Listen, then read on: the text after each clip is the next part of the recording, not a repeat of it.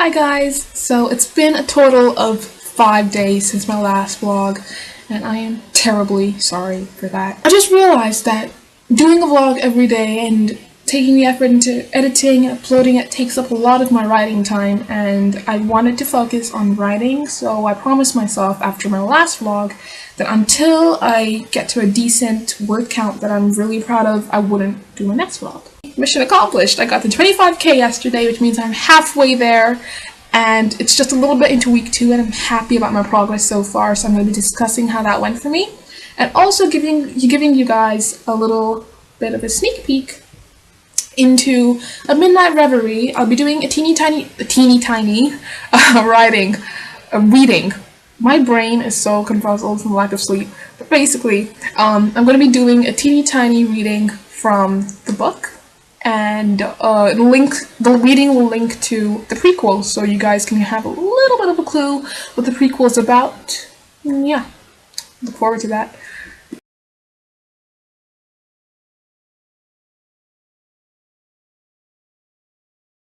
So firstly, to discuss my progress so far, week 1 went amazing. Like, I'm kind of really happy about how much I've written so far. I mean, 25k, and I didn't even think I would get to that point because I didn't think I'd be that motivated by the story, but fortunately I did, and I'm really happy about that.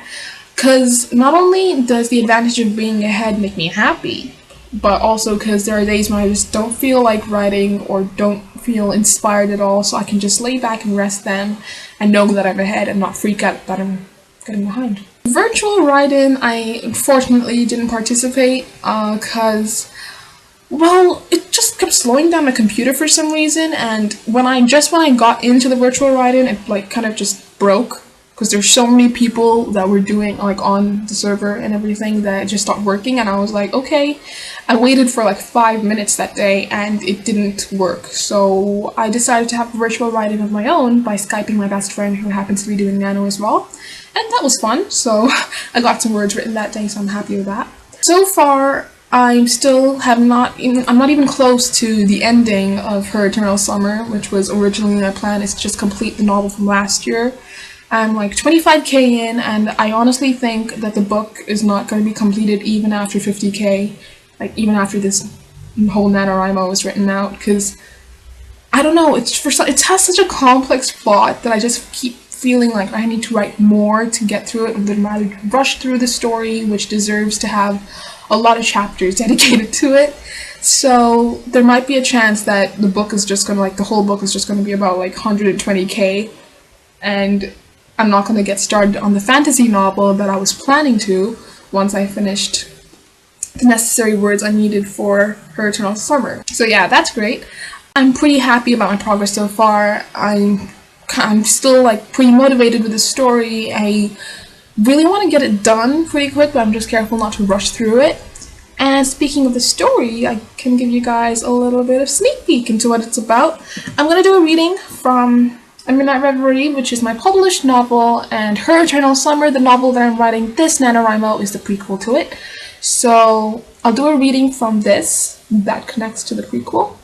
And it's going to be broken because the first chapter of the book is pretty much discussing Lillian's mother, Clarence, who is the protagonist of my novel this year. It discusses her life and everything. And that's the whole first chapter. I don't want to read the whole first chapter, so I'll just read random chunks from different parts of it. There will be parts where I'm just going to stop and explain what happened between those chunks so you guys get a general idea rather than reading through the whole thing. So, yeah, here goes. Whenever I think back to my mom's life and how hard she had it in for her, it makes me feel so grateful towards what I have at the moment. Everything I have now is because of her getting through her hardships and finding her way through life. Though the journey was a troublesome one, deliverance was a conclusion providing joy. I have no idea of how difficult it must have been for my mother when she got separated from her parents. Love is a strange thing and causes you to lose sight of everyone around you, but only keep your eyes on the one person you've given your heart to. I think it must have been the same for my mother when she met Lucian. She described him as a charmer, and a heartthrob towards any woman that would see him. And then she talks a little bit about her father and what she thought of him, because Lillian would never have gotten to know her father. And then, let me skip to this part. It must have been very hard for her to choose between her parents and between her only love. My mom belonged to a rich and high-prestige family. Being the only daughter to her parents, she was treasured and treated like a royal princess. But through all the experiences of being pampered by her parents and those around her, she never became spoiled. When my mom's parents heard of Lucien, they disapproved of him and didn't like the idea of their only daughter marrying a low-class commoner, which was typical behavior of any rich family. But my mom had been ignorant towards the comments about Lucien. Her stubbornness and hard determination towards wanting to marry Lucien is what broke the family apart and caused the creation of a large rift between her and her parents. They pushed her away because of her desires of wanting Lucien. And knowing things weren't going to get easier, my mom moved with Lucien from city to city in search of a suitable job and home that would allow them to live in comfort. Clearly, whatever fantasies she'd had of living a life with my father didn't come true during those years, and she was now able to see the real world for what it was. Though Lucien was by her side, she struggled to adapt to this new life, where finding a job that was capable of providing him a luxurious life felt impossible. Then basically what happens is Diana and Joseph Richards, who are two of her best friends, Clarence's best friends, tell her that they can support her through this time, and they offer her a job in Philadelphia. So her and Lucien move to Philadelphia, they start working there, they find a good home, they make some good money, and though it's not as luxurious and as rich as the life she used to lead before, she's happy with it because she's there with her best friend. She's living like pretty much right next door to her, and they spend all this time together. But ever since the move, Lucien wouldn't be happy. Like he would want to go back to California, and they'd start to have problems. But they make up eventually because she'd be ready to have a child, and Lucien at first wouldn't be prepared, but eventually he gives in and she gets pregnant with Lillian Jones. The 2 years after when Lillian's born is pretty much bliss. She witnesses her growing up. She witnesses her daughter growing up with her husband and her best friends there, and her best friend's family and their children are also there. So she has a great time. But happiness doesn't last forever. My mom hadn't known that, so when my father grew to be distant from her and started caring for her less, she didn't know what exactly to do.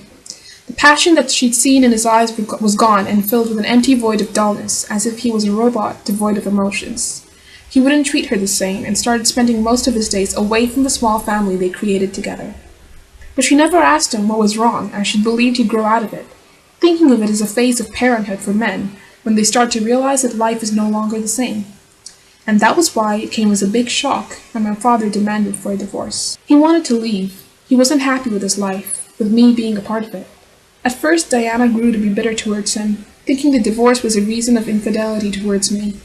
But I knew that wasn't why. He just didn't love me anymore. He didn't want to be part of the family we created and was starting to regret even falling in love with me. But every time I refused to separate from him, his words grew harsher, and I could see it was hurting him, too, to say such things. That's why I let him go. The impact must have been devastating when he left my mom's life once and for all. It wasn't the same for her anymore, coming home late from a day's work and not seeing him around or hearing his voice. Instead, she started to grow unsure of herself and didn't know if she'd be able to take care of a baby and raise me the way she'd wanted to.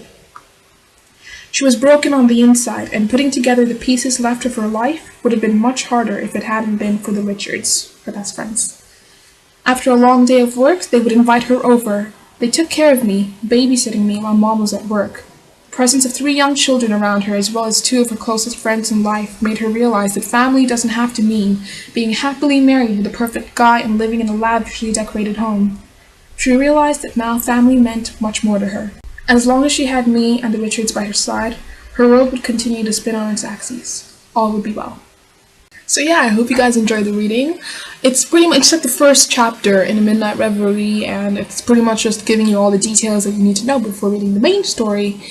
And you'll later find out, when I publish the prequel, hopefully, that everything that she tells her daughter is pretty much a huge lie. The thing about how her parents didn't approve Lucien, they kind of do, which you discover in the story in the prequel. And there's a lot of reasons why she hides her past, which is really just covered in the prequel, which is why I enjoy writing it so much.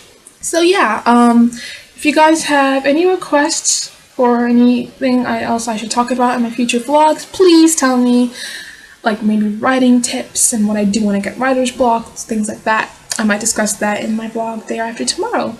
A bonus fact is that one of the things that I've been doing to keep myself busy over the past 5 days when I wasn't vlogging was doing character illustrations. I did a character illustration of Lillian Jones, the protagonist of my novel that's published, not the one for this year. And I told you guys in the 25 facts video that I'm a huge fan of manga and anime, so I kind of drew her. And I'm not an artist, this is the first time I've ever drawn anything, but it came out pretty well. I'm happy with it. Her eyes are huge though, she looks like an owl.